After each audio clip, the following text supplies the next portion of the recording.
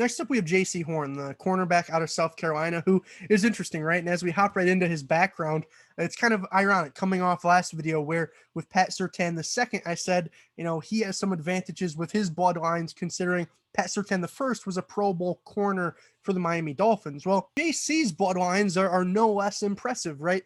He is the son of former four-time Pro Bowler wide receiver Joe Horn, which ironically enough, you could almost argue which one would be more valuable, right? Having the dad that played your position that can say, hey, do this, do that, do this, or having a dad who played the position that you're going to be going against and lined up against, right? Obviously, being a wide receiver and JC a corner, having a dad telling him the sort of tricks to the trade of being a wide receiver, could that have potentially even provided more advantages, right? It's just an interesting sort of contrast there between the two of them, something that we usually don't see at least multiple times over in the same draft class, no less at the same position. Otherwise, it was also interesting to me to find out that JC's only 21 years old, turns 22 in November, which for me made that true freshman season way more impressive, right? I talked about in the Pat Fryermuth video as well as the Jalen Waddle video, right? When these guys are 19 and 20-year-old true freshmen, yes, their production is still impressive,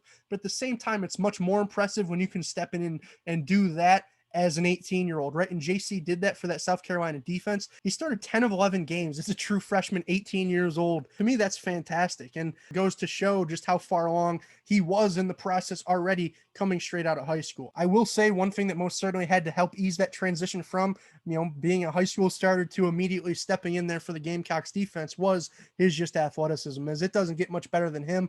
We're talking about a guy who's 6 feet tall, weighs 205, can bench press 225 19 times, which is phenomenal, has a 41.5-inch vertical, which is just madness, an 11-foot 1-inch broad, and a 4.4 40-yard dash. So not much to really say there, right? He's a physical freak, an athletic freak, and really in that regard, kind of what you see is what you get when you put on the film, right? Hopping straight in, you're going to see man coverage very solid. I think that his ability to just stick to some of these supreme athletes at that wide receiver spot is most certainly there. Occasionally, and I shouldn't even say occasionally, right? He does have a problem with using his hands, right? He has a problem relying on them instead of his footwork, and you'll see that in the reactionary quickness grade. But that is a little bit of a problem. And it is kind of frustrating because with his speed and quickness, as you'll see there at a 13.5, he doesn't need to use his hands as much, right? He just needs to trust his technique and really let his footwork take over. And occasionally he doesn't do that. Otherwise, in terms of zone coverage, I feel like he's a guy that has the skills and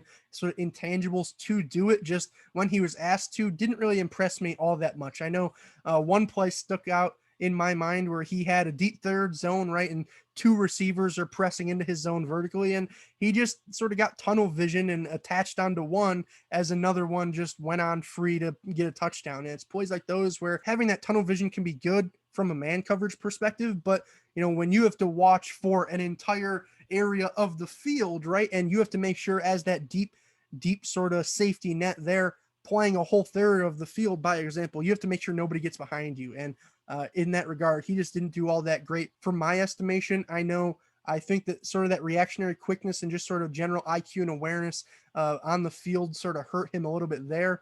That was one thing that was probably his biggest downfall. And the only reason that he is a couple points below Surtain was just the fact that Surtain, it felt like, was more so anticipating and reacting to what was going on in front of him. It felt like JC at times was just guessing, right? And, when you're guessing, there's a chance you guess wrong. And in those regards, things just looked a little bit clunky to me, right? Whether it was double moves, whether it was just even simple routes where a wide receiver might take a quick jab step inside when they're trying to actually release outside. And, that gets JC to flip his hips and then he's got to reflip them again. And now at that point, he's already beat. It was just plays like those that kind of got on my nerves a little bit. And that's why I deducted his grade. Otherwise, in terms of ball skills, I know I will say he's very good at the catch point. And for me, ball skills isn't just securing INTs. I know some people might look back and go, oh, how do you give him an 8 out of ball skills when he only had 2 career INTs? But, for me, there's a lot of skill that goes into just getting a pass deflection, right? And interrupting that catch point. And JC did a great job at that in my mind. I know he was certainly more targeted than Surtain was, but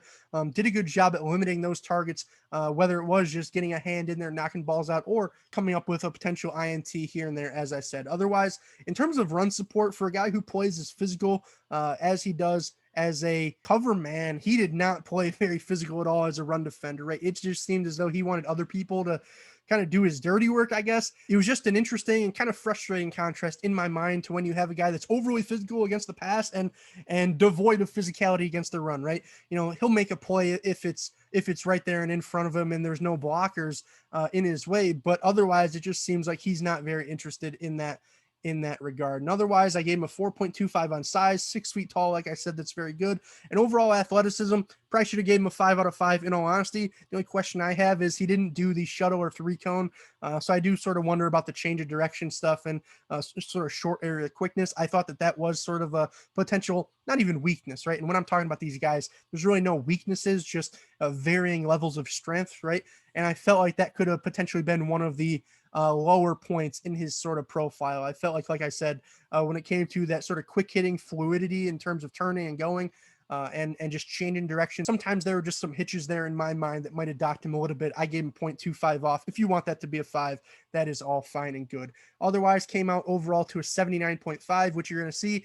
Put that on the big board, add in the position premium, and comes out to an 83.08, which is one of my lower overall first round grades, although it's still a first round grade nonetheless, right? I know seeing him towards the end of that section might have some people a little bit upset, but you have to remember, I've only given 18 first round grades to this point, right? And there's not all that many prospects that I missed. The quarterbacks, I'm still trying to knock out. Not sure if I'm going to get to safeties or not before draft day, but regardless, he's in good company, right? I will say, I don't necessarily know if I would feel comfortable taking him in that sort of top 10, top 12, top 15, even really range. Once we add in the quarterbacks, obviously he'll be a little bit lower, but people were talking about him potentially at 9, I've heard, to Denver, 10 to Dallas, 11 to the Giants, right?